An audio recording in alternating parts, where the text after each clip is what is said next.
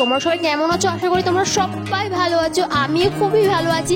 আর already guys তোমরা title thumbnail দেখে বুঝতে পেরেছো ব্লগ ভিডিওটা কি হতে চলেছে। আজকে আমরা যেতে চলেছি ব্যারাকপুরে মঙ্গল পান্ডে পার্ক, তার সাথে সাথে যাবো আমরা ধোবিঘাট। এই দুটো জায়গা ব্যারাকপুরের নাম করা একটা জায়গা। তাহলে আমি তোমাদের সাথে শেয়ার করবো কিভাবে যাচ্ছি এবং কি কি দেখতে পারবে, সব সবকিছু এই ভিডিওতে থাকবে। তাহলে চলো ভিডিওটা একদম স্কিপ না করে দেখতে থাকো। প্রথমে গাইস দেখতে পাচ্ছ আমরা বাড়ি থেকে বেরিয়ে পড়েছি।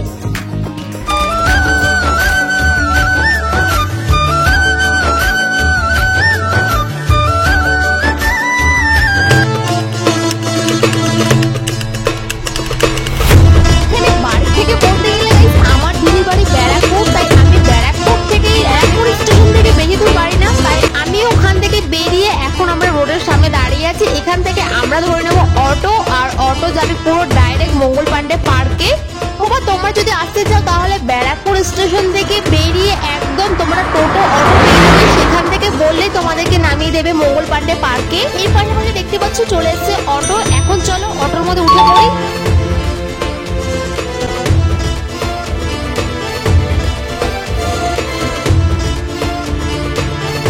অটোর ভিতর থেকে যে ক্লিপগুলো ভিডিও তুলেছে দেখো কত সুন্দর লাগছে। আসলে মেন হচ্ছে এই মোবাইল থেকে ভিডিও করা মানে একদম নতুন ফোন, যেটা কিনা ভিডিও করতে এত ভালো লাগছে আর খুবই সুন্দর কোয়ালিটি দিচ্ছে।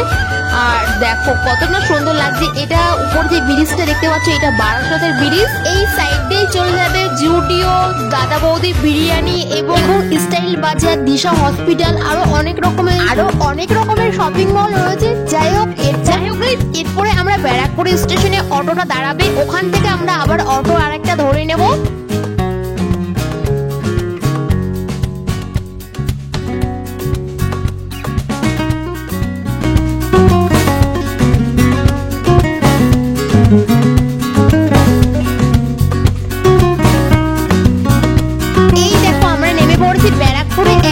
স্টেশনের পাশে অটোটা দাঁড় করে দিয়েছে। আমরা এখন ওই পারটা যাব। ওই পাশে কিন্তু রয়েছে আরেকটি অটো, সেখান থেকে সোজা চলে যাবে কিন্তু মঙ্গল পান্ডে পার্কে।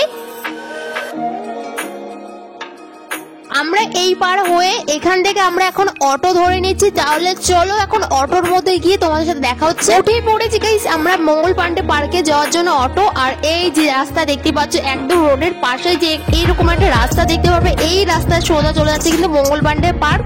আর ডান পাশে আরেকটি রাস্তা আছে তোমাদেরকে দেখাচ্ছি, দেখো সেটা হচ্ছে সোমনাথের মেলা যেটা হয়েছিল, সেখানে গেছিলাম। এই যে এই মোড়টা দেখতে পাচ্ছ, ওই যে ডান সাইডে যে রাস্তাটা চলে গেল সেটাই ছিল সোমনাথের মেলা, যেখানে আগের ভিডিও তো পোস্ট করে দিয়েছি, অবশ্যই তোমরা দেখেছো। এরপরে গেছি আমরা অটো থেকে নেমে গেছি, এখন পায়ে হেঁটে সোজা আগিয়ে যাচ্ছি আমরা মঙ্গল পান্ডে পার্কে। যেহেতু আমরা বিকেল সময় বেরিয়ে গেছি আর তখন ঘড়ির কাঁটায় বাজে 5:30 নাগাদ বেজে গেছে। চলে এসেছি আমরা মঙ্গল পান্ডে পার্কের সামনে, একদম মেন গেটের সামনে। ওই দেখো উপরে লেখা রয়েছে মঙ্গল পান্ডে পার্ক।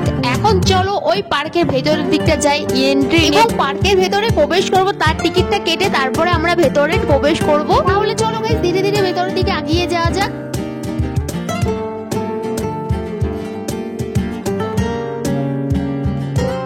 মঙ্গল পান্ডে পার্কে টিকিট কাউন্টারে ঢোকা মুহূর্তেই গাইস আমাদের সাথে একটা খারাপ সিচুয়েশন হলো। সেটাই হচ্ছে দিদি যেই না টিকিট কাটতে গেছে সেখানে বললো যে এখন ক্লোজ হয়ে যাবে, যেহেতু এখন 6টা বাজলেই কিন্তু এই মঙ্গল পান্ডে পার্ক বন্ধ হয়ে যায়। আর 6টা বাজতে কিন্তু আর মাত্র 10 মিনিট বাকি রয়েছে, তাই আমরা আর ভেতর ঢুকতে পারবো না।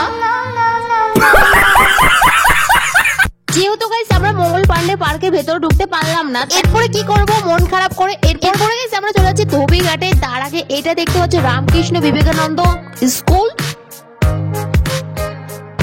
ব্যারাকপুর মঙ্গল পান্ডে পার্কের পাশে যে রোডটা আছে সেই রোড দিয়ে আমরা সোজা এখন হাঁটতে আগে যাচ্ছি ধোবিঘাটে যাওয়ার জন্য। যেহেতু বেশি দূর না তাই আমরা এখান থেকে টোটো অটো ধরলাম না, আমরা গুটি পায়ে হাঁটতে এবং গল্প করতে করতে সোজা চলে যাবো ধোবিঘাটে, যেখানে কিনা গঙ্গার পাড়, মানে এত সেখানে কিনা গাইস ধোবিঘাটটা এত সুন্দর গঙ্গার পাড়টা। তার পাশাপাশি রয়েছে অনেক সুন্দর একটি প্লেস, সেখানটা তোমাদেরকে নিয়ে যাবো। এই যে বলতে চলে এসেছি আমরা সেই জায়গাটা, দেখো ও যে ওই পাড়টা দেখতে পাচ্ছ ওটা হচ্ছে শ্রীরামপুর। আর এই যে এই পাশে দেখতে পাচ্ছ ফেরিঘাটে সবাই পার হয়ে ওই পার থেকে এই পারে আসছে, অনেকে এই পার থেকে ওই পারে যাচ্ছে। ওই পারটা হচ্ছে গাইস শ্রীরামপুর এক সময় যাবো। আর এই পাশটা দেখতে পাচ্ছ বাঁশের বাঁধা ফেরিঘাট। ধোবিঘাট। দেখো খুবই সুন্দর একটি মনোরম জায়গা, তোমরা অবশ্যই আসো এই ধোবিঘাটে।